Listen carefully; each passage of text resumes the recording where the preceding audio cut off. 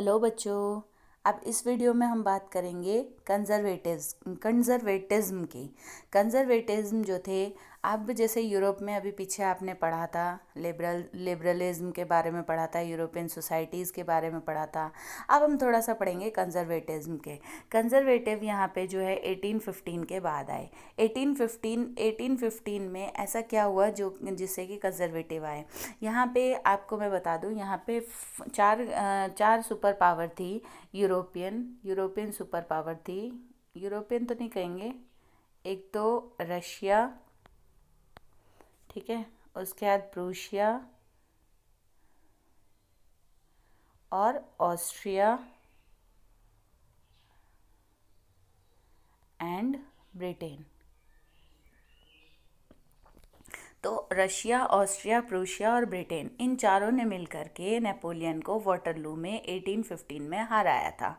अब 1815 में हराने के बाद इन्होंने क्या किया, establish institution of state and society should be preserve. ये लोग, ये जो चारों देश थे, ये कौन थे, ये थे कंजर्वेटिव।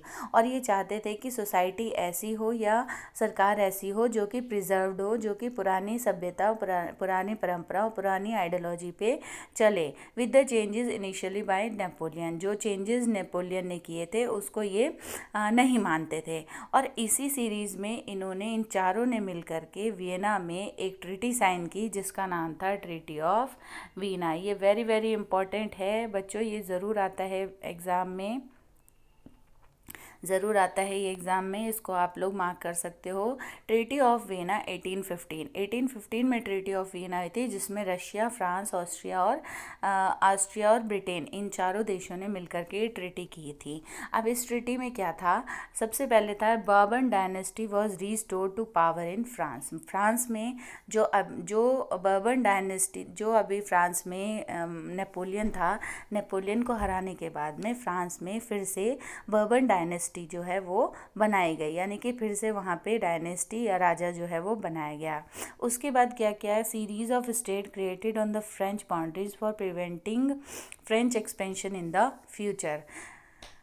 फ्रांस की बाउंड्रीज पे ऐसे बफर स्टेट्स बनाए गए, बफर देश बनाए गए, जिससे कि फ्यूचर में फ्रांस जो है वो यूरोप की तरफ ना बढ़ सके, फ्रांस जो है यूरोप की तरफ अपना एक्सपेंशन ना कर सके। क्योंकि आपने पढ़ा था फ्रेंच रिवॉल्यूशन में पढ़ा था कि जो नेपोलियन था, नेपोलियन ने क्या किया, नेपोलियन जो है पहले उसने फ्रांस में डेवलपमेंट किया और धीरे धीरे वो यूरोपियन कंट्रीज़ में गया।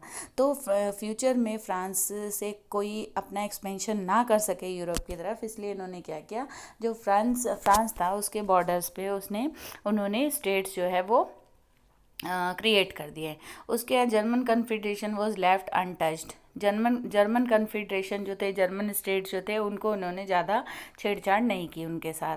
Main intention was to restore the monarchy that overthrown. इनका जो मेन एम था, जो ये ट्रीटी ऑफ वीना में जो ये कंजर्वेटिव्स थे, इनका जो मेन एम क्या था कि दोबारा से इन्होंने मोनार्की गवर्नमेंट को रिस्टोर किया फ्रांस में, जिसको कि नेपोलियन ने ओवरथ्रोन कर दिया था, या जिसको हम कह सकते हैं नेपोलियन ने मोनार्की गवर्नमेंट जो ख़त्म कर दी थी, तो इन्होंने फिर से मोनार्की गवर्नमेंट को वहाँ पे रिस्टोर किया था। तो इस तरीके से ये था आपका ट्रीटी ऑफ वीना 1815। तो ये वेरी वेरी इंपॉर्टेंट है। आई होप बच्चों आपको समझ में आया होगा। Bye bye.